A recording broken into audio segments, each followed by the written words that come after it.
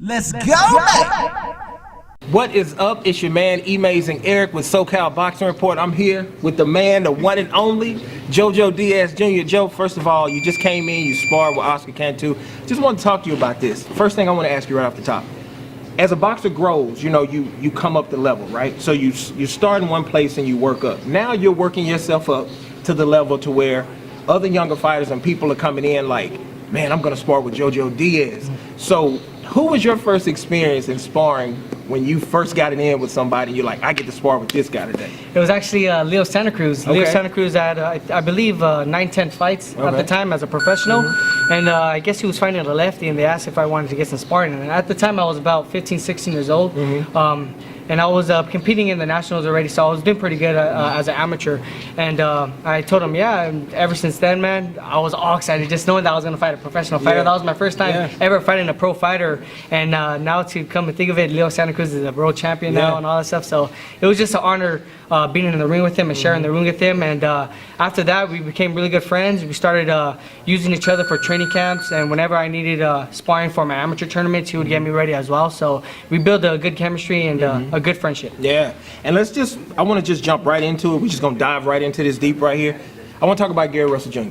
And we just want to hear from the fans, want to hear, how do you feel after that fight? Are you still motivated? What are you feeling now that fight is over? Yeah, after the fight, man, I was very devastated with myself. Just knowing that I trained my whole life to become a world champion and to go out there and fight the best 126-pounder, Gary Russell Jr., I knew I had the capabilities of beating him, and I knew that I could defeat him. And that's why I took the fight. Me and my father and Golden Boy and Oscar, we all had faith within myself and within my capabilities.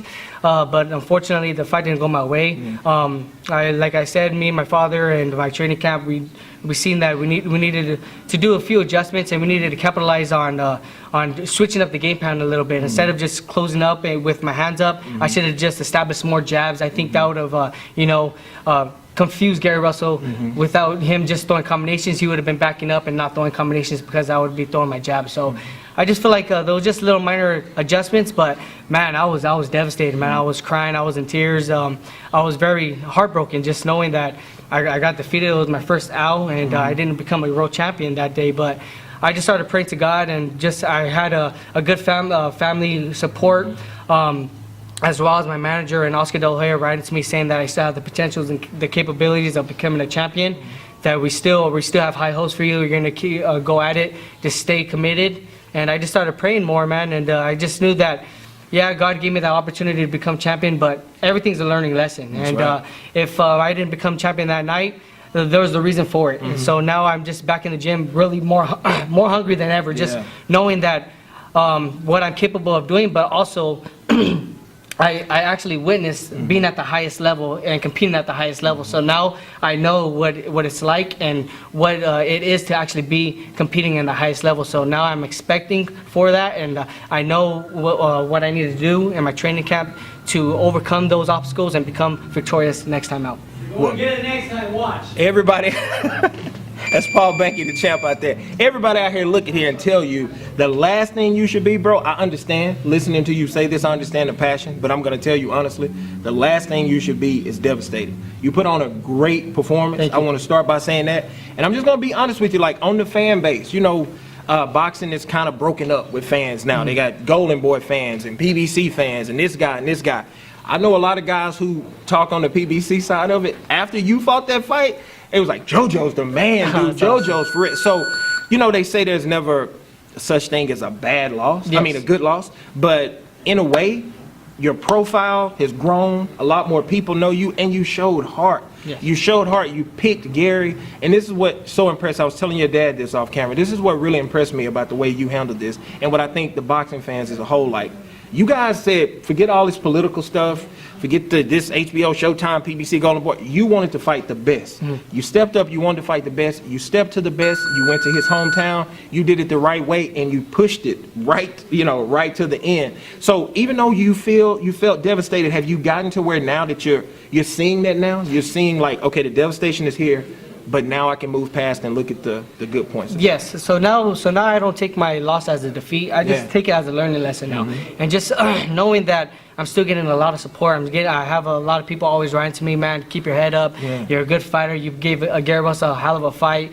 A lot of people after the fight too in the arena that were rooting for Gary Russell came up to me, started taking pictures and stuff. So just all that just you know, made me more happy, more motivated, and just made me more determined. Just knowing that yeah, I didn't succeed, and yeah, I didn't get that world title, but I mean, it's back to the drawing board, and I'm just going to stay hungry, stay committed, and eventually that world title is going to be mine. You're speaking about your dad and your connection. Spoke off camera with your father. One thing I noticed in your sparring today is when you're sparring and you're in there in your middle of it, you can be all the way across the ring. Your father's not, he doesn't scream out instructions.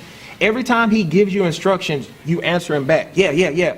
Can you talk about the connection with you and your dad and what it has meant for you starting and where it's taking you to in the future? Oh, mine and my father's connection is very great. I mean, my dad, he's one of my best friends. He's my father and he's my coach. So me and him, our chemistry is very good. Yeah, every fighter and every father-dad trainer and every like boxer and trainer get in arguments here and there. And me and my father, we do get in arguments here and there. It's not a perfect relationship, but we know how to deal with it, and we know how to, you know, come to truths and just start figuring it out at the end and just making adjustments within ourselves. So like, let's say my father is telling me to throw a shot and I'm not agreeing it because I'm telling him that something else is going to counter with it. Then my father will like sit back and start thinking about it, and he was like, okay, well, what if we switch up the shot and then you bring it back, bring your defense or slip out and stuff like that, and then we kind of compromise and stuff. So that's what I like about me and my father. Our chemistry is very good, and not only that, my father knows what I'm capable of doing inside that ring, so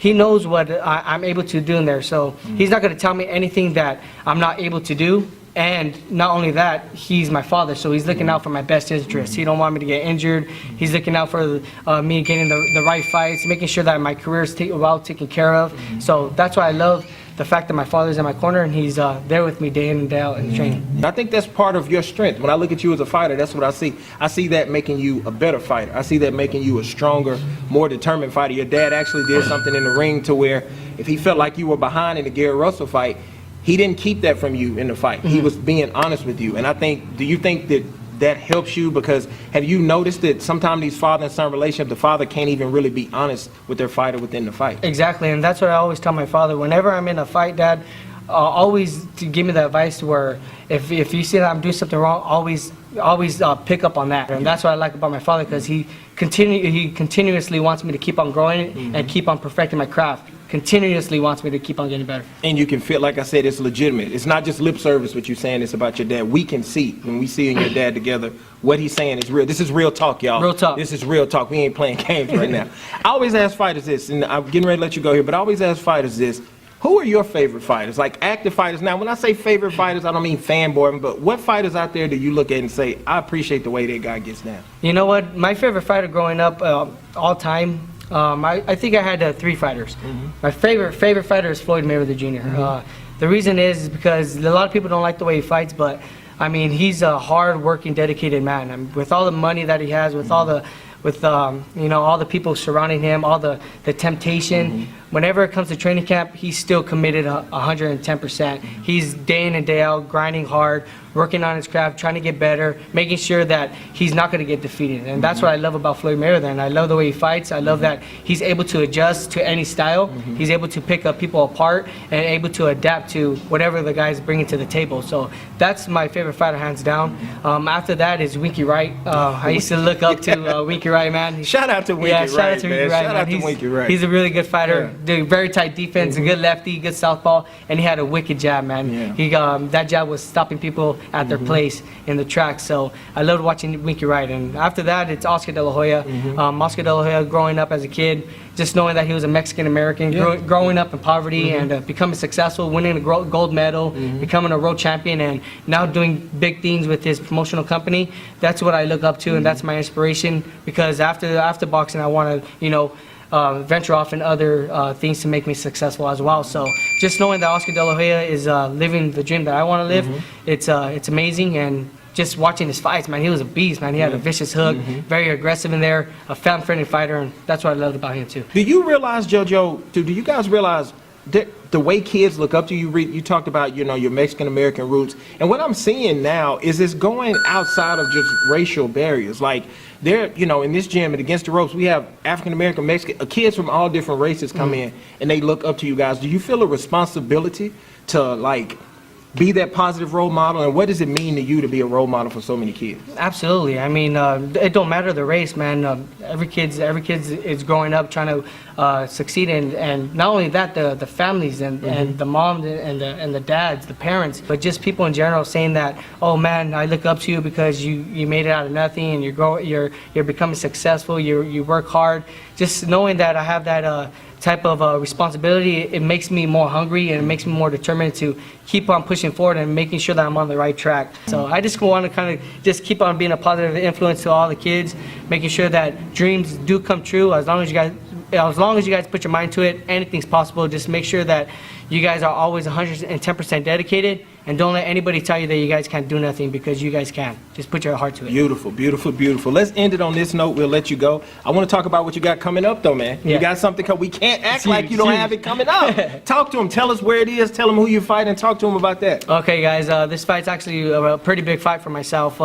It's going to be August 11th at the Avalon in Hollywood, California, and my opponent is going to be Jesus Rojas. He's, I believe, 26 wins, 19 KOs, 1 loss. Ranked number 1 in Puerto Rico, and he has the WBA interim title. So this fight's very huge for me, not only just to showcase to everybody that I'm back on the right track and I deserve to be on the elite fighters, but it's going to put me in a world title competition again. So I'm training very hard, and I know that Jesus Rojas, he's training very hard too. He's a game fighter. He's fought a couple of people where he was the underdog, and he overcame those. He fought Abraham Lopez. Abraham Lopez was undefeated. He stopped him. He fought Claudio Moreno. Yeah. He was the WBA interim champion, and he stopped him too. So this guy's a game fighter, and it's going to be a very exciting fight. And I'm very excited to just be on Facebook live streaming. This is the first live stream Facebook that's big. fight. That's big. Yeah. Yeah, that's big. I mean, it's projected to get at least 10 to 15 million views on Facebook. So it's gonna take me to higher peaks and take me to that stardom that I really want to be at and get all that exposure that I want. So I'm very excited to for this to happen, and I'm gonna go out there and give you guys a great, exciting fight, a fan-friendly fight, and come out victorious. Look in his eyes, Team Rojas. If you thought it was gonna be some layover or some letdown, It's not. He's ready. He's coming, ready I'm to coming, rock. baby. He's all right. Well, JoJo, thank you, brother. Thanks for having me, Thank man. you so much for Appreciate being here. Tell them where they can find you on social media. Go follow All my man. social medias, if you guys want to follow me, you guys can follow me on Instagram, JoJo Diaz Jr., on Twitter, JoJo Diaz Jr., and on Snapchat as well, JoJo Diaz Jr. Thanks for your support. I'll see you guys soon. Let's go, man. Peace.